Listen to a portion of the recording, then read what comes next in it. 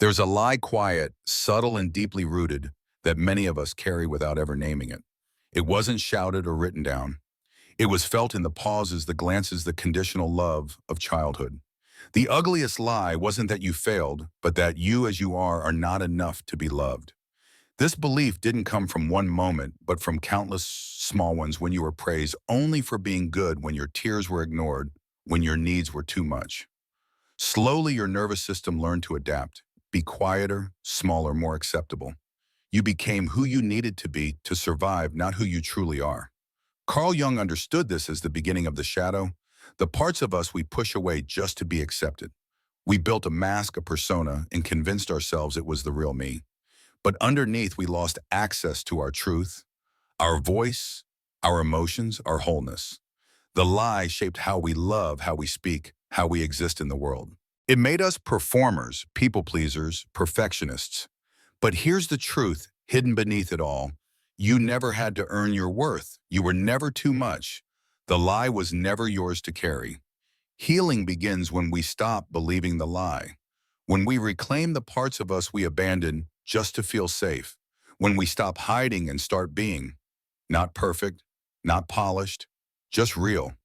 And once you name the lie, its power fades. Because the truth is you were always enough. You just needed someone to remind you. Let that someone be you. Have you ever wondered why some emotions stay with you quietly, persistently, no matter how much you analyze them? Why certain wounds still ache even after years of therapy, reflection, or journaling? Or why you find yourself drawn into the same kinds of relationships again and again, even when you know better? It's as if part of your life is stuck on repeat, and you don't know how to press stop. You may have moments of clarity, moments where you understand the logic behind your patterns, but that understanding never quite reaches the parts of you that feel. You know you deserve more.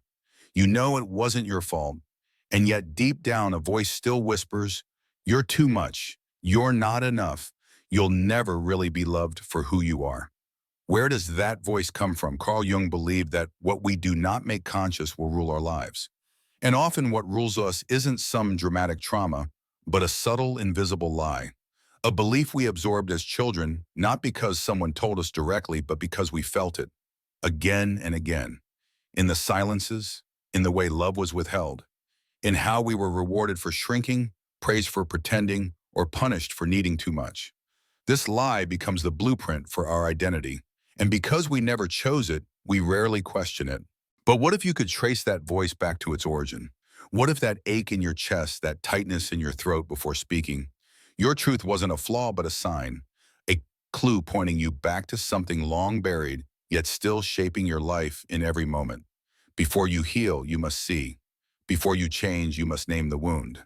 And that journey begins here by asking the one question no one ever taught you to ask. What if the real problem isn't who I am, but what I believed I had to become in order to be loved? Let's go deeper. Have you ever noticed how you keep repeating the same story even when you swear you've changed? You leave one toxic relationship only to find yourself in another. You try to speak up only to shrink back down again. You want to be seen, but you're terrified of being too much. And deep down, a strange sadness lingers because part of you suspects this isn't really you.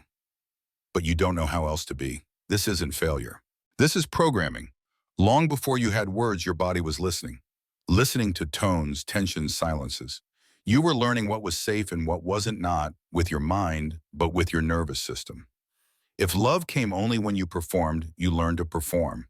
If emotions caused disconnection, you learned to hide them. If your needs were too much, you stopped needing. These adaptations weren't conscious. They were survival. You didn't choose to become quiet, people-pleasing, or emotionally numb. You became that way because your environment gave you no other option. And here's what's even more haunting. These protective strategies don't feel like something you learned. They feel like you. You think you're just not good at intimacy. You think you're too sensitive or not confident enough. But what if none of that is the truth? Carl Jung believed that the child lives on within us not just as a memory, but as an active force shaping how we relate to the world. And when that inner child is still carrying fear, shame, or rejection, it quietly runs the show. Not because it wants to, but because it hasn't been seen. This is the hidden pattern. We don't grow out of childhood, we grow around it. The personality you wear today might just be a beautifully disguised survival mask. But what if it's time to meet the version of you that never got to be? What if healing isn't becoming someone new, but returning to who you were before the fear? That question might change everything. Let's keep going. What if I told you the version of yourself you show the world isn't actually you, but a carefully crafted mask you've worn for so long, you forgot it was even there? This mask, what Carl Jung called the persona, isn't fake. It's the part of you that knew how to survive. It learned how to get love without causing trouble, how to be praised instead of punished, how to be good when being real felt like too big a risk. The persona is clever, charming, accomplished. It plays the role well, but behind that smile there's often a quiet ache, a feeling of being disconnected from something essential. Because every time we put on the mask, we push something else into the dark. We silence our anger. We hide our sadness. We bury our needs. We tuck away our sensitivity, our wildness, our messy, honest truth. Not because we're liars, but because we were trained to believe that who we really are might be too much or not enough. And so we grow up successful but hollow, loved but not fully known. We're praised for being easygoing, strong, responsible, but it doesn't always feel like us. It feels like a performance, and that performance is exhausting. You begin to wonder, if I take off this mask, will anyone still love me? Or worse, will I even recognize the face underneath? Jung believed this was the root of our suffering, not that we are broken, but that we are divided. We confuse the mask with the self. And in doing so, we abandon our wholeness. We live out roles we never chose because we never questioned where they came from. But what if the emptiness you feel is not a flaw, but a signal, a quiet whisper from the parts of you waiting to come home? And what if taking off the mask isn't the end of you, but the beginning? That's the journey we're on now. Not to become someone else, but to remember who you were before you had to pretend. Let's take a closer look together. What if the deepest wound you carry was never caused by a single event or harsh word, but by a quiet, repeated message you felt growing up? When no one ever said out loud, "This lie doesn't have a voice." It wasn't yelled at you. It wasn't written down. It lived in the silences, in the tension, in the moments when you needed comfort and got criticism, when you reached out and felt unseen. It whispered over time, "You are not enough." Or worse, "You are too much." You may not remember when you first believed it, but your body does. You flinch when you speak your truth. You second-guess compliments. You apologize for existing. You chase perfection or overfunction in relationships, all while silently asking, "Will I finally be good enough?" Carl Jung believed that many of the lies that shape our identity are not ours. They're inherited, passed down not in words but in patterns. A parent who didn't know how to love you the way you needed.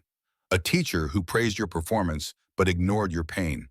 A culture that taught you to shrink, to be quiet, to be pleasing, just to survive. And so you learned how to earn love. You learned how to hide the parts of yourself that weren't acceptable. You became someone else not because you wanted to, but because you had to. This is the lie we carry, that our worth is conditional, that we must become something different to be lovable. And that lie is the root of our exhaustion, our anxiety, our shame. But here's the truth. The problem was never you. It was the story you were given before you even had the words to rewrite it. What if the lie only has power because it was never questioned? What if the love you've been chasing outside can only begin when you start offering it to the self you once abandoned? Let's go deeper. The lie is not your fault, but healing from it, that's your freedom. When we were young, we didn't just survive, we adapted. We shaped ourselves into versions that were acceptable, quiet, strong, easy, responsible. Why? Because we thought that's what love needed us to be. Carl Jung called this adaptation the persona, a mask we wear to navigate the world. It's not fake. It's the version of ourselves we believed would be most praised, least hurt, or simply left alone. For some, it looked like success. For others, silence. And for many of us, it became so convincing that we forgot it was a mask at all. But here's the painful truth. Every time we wore the mask, we buried something real underneath. Our anger, our needs, our softness, our voice. And in doing so, we didn't just hide our pain, we silenced our truth. This is why even when life looks fine, something inside feels hollow. We wonder, why am I so tired, so anxious, so disconnected? The world might celebrate who you've become, but deep down you know it came at a cost. Because pretending isn't free. It costs us presence. It costs us aliveness. It costs us ourselves. Jung warned that when we confuse the mask with the self, we begin to live in reaction, not from our true essence. We become mirrors of what others expect constantly, adjusting, performing, pleasing, yet feeling more lost than ever. And the most heartbreaking part, this persona worked. It did protect you. But now it's keeping you from what you long for most: authenticity, intimacy, wholeness. You're not broken, you're just exhausted from being who you had to be. So what if the healing begins not by fixing yourself, but by removing the mask gently, not to expose your flaws, but to remember your truth? What would it feel like to speak without filtering, to rest without guilt, to show up not as the polished version of you, but as the whole breathing, feeling human you've always been underneath? You were never meant to live as a mask. You were meant to live as a soul. Let's begin there. What if the biggest wound you carry was never spoken aloud? What if it wasn't a harsh word or a violent act, but something quieter? Something felt in the pauses, in the moments when you needed comfort and it never came. In the times you reached out emotionally and no one reached back. You see, not all pain is loud. Some of it whispers. And those whispers become beliefs. Carl Jung understood that some of the deepest psychological wounds are inherited, not chosen. They're passed through the way love was offered or withheld.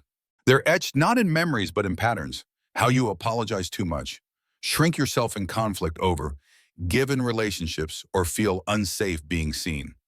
At the root of it all, a lie. The ugliest one: as I am not enough to be loved.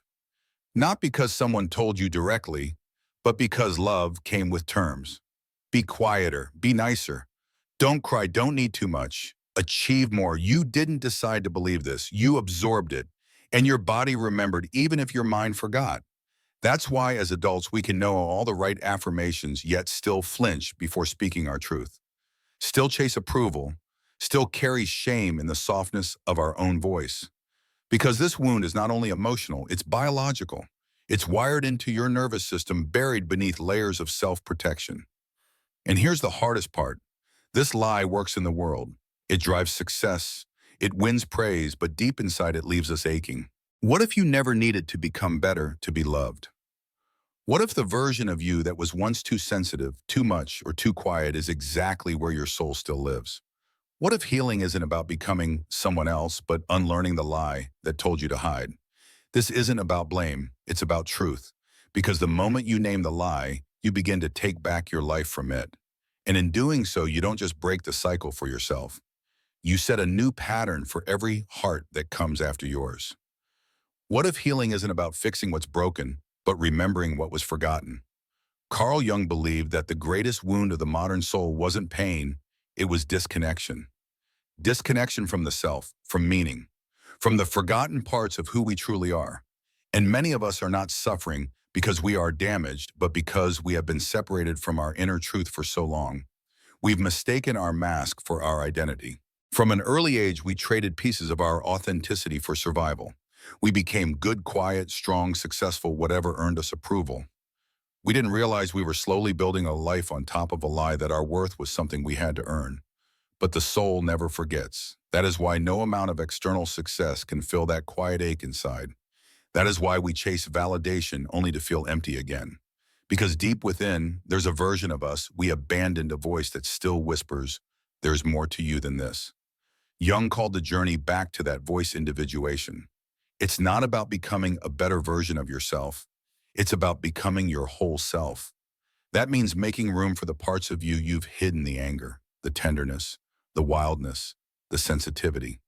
The parts that were once labeled too much or not enough. Because within those very pieces lies your aliveness, your truth, your humanity. This process is not clean, it's not linear. Sometimes it feels like loss because you're not just changing habits, you're shedding identities you thought were you. But slowly, moment by moment, you stop performing and start existing. You stop chasing approval and start belonging to yourself. And when you do, something extraordinary happens. You realize you were never broken, just buried. So if you've been feeling lost, tired, or like something inside you is missing, maybe it's not a sign of failure. Maybe it's your soul calling you back home. And that Jung would say is the beginning of healing. There's a moment on every healing journey that changes everything. It's not loud or dramatic. It doesn't happen in therapy or during a breakthrough conversation. It often arrives in silence when you're sitting alone with yourself and something inside finally whispers, I don't want to pretend anymore. Carl Jung believed that healing begins not with answers, but with honesty. The kind of honesty that shakes the foundations of everything you thought you had to be. The moment you stop trying to be what the world rewards and start wondering, who am I without the mask? That question can feel terrifying. Because we've worn the mask for so long, it's gotten us through school, family love, rejection, success. It kept us safe when our true self felt too risky. But safety isn't the same as freedom. And one day the cost of hiding becomes too high. That's when the real work begins. Not self-improvement, but self-remembrance. You begin to notice things you used to ignore, like how tired you are from holding it all together. How often you say yes when you want to scream no. How deeply you long to be seen, Marty, truly seen, and slowly you start choosing differently. You pause before betraying yourself. You speak a truth that shakes your voice. You let yourself feel without apology. These are small revolutions, but they change everything. Because in these moments, you are no longer living for acceptance. You are living from alignment. Jung called this the path to wholeness. It's not always beautiful. Sometimes it looks like crying in the car, walking away from things that once defined you, or sitting in the uncomfortable silence of growth. But with every step, you come closer to something priceless. You, the real you, the one you buried to survive. The one you're finally ready to meet, not to fix, not to change, but to love. So if you're standing at the edge of that moment between pretending and truth, know this, you are not alone. And what's waiting for you on the other side is worth everything. At some point in your life, you were made to feel like your emotions were too loud, your curiosity too inconvenient, your joy too intense, your sadness too heavy. Maybe you weren't told these things directly, but you felt it. In the way someone's eyes rolled when you expressed your excitement, in the silence after you opened up about your pain, in the praise you received only when you were quiet, compliant, or convenient. Over time, the message became clear. Tone it down, shrink, fit in, be easy to love. And so you did. You learned how to read the room before speaking, how to smile when your heart ached, how to apologize for simply existing too loudly or needing too much. Piece by piece, you tucked away the parts of you that made others uncomfortable. Carl Jung believed that what we repress doesn't disappear, it becomes the shadow. And that shadow isn't evil or broken. It's simply the part of you that wasn't allowed to exist in the open. Your sensitivity, your intensity, your passion, your truth. You weren't too much. You were too real for people who hadn't yet made peace with their own depth. And that is not your burden to carry. The real tragedy is not that others couldn't meet you in your fullness. It's that you started believing their discomfort meant something was wrong with you. But healing means remembering the truth. You were never too much. You were just in the wrong rooms. Now is the time to stop deluding yourself for the comfort of others. Now is the time to reclaim the pieces you disowned just to be accepted. Because the world doesn't need another perfectly packaged version of a person. It needs you, whole, honest, alive. So come back to your laughter, your tears, your chaos, your beauty. Let the real you take up space. Not for approval, but because you finally believe you deserve to, because you always did.